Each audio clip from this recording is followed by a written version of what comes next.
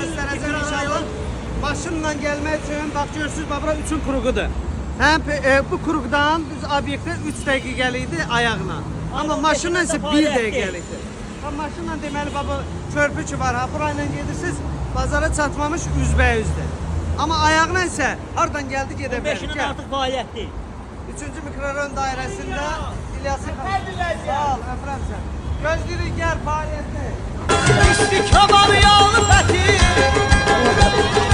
İsti kabab yağlı fəti. Doymaq olur yenə gətir. Doymaq olur yenə gətir. Qıllarımı alana bir. Qıllarımı alana bir. Eşib vurdu meşəbəy.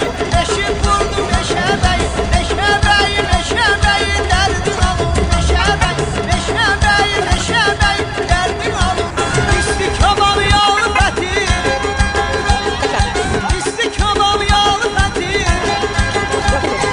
Doymaq olur yenə gətir. Doymaq olur yenə gətir. Qıllarımı alana bir. Ayaqla kuruqdan bura. Belə yavaş-yavaş gəlsəz 2 dəqiqədir. Maşınla gəlsəz 1 dəqiqə.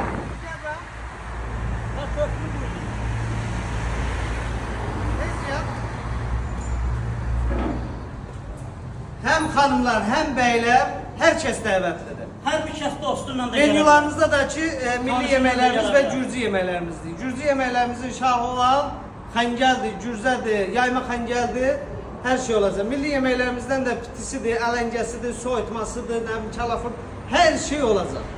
Hamımızı gözləyirik Hər kəsə xidmətinizə. 15-dən xidmətdə sizi Ürəyimiz görürük. Sağ ol. Sizi məmnunam. Keç şuraya.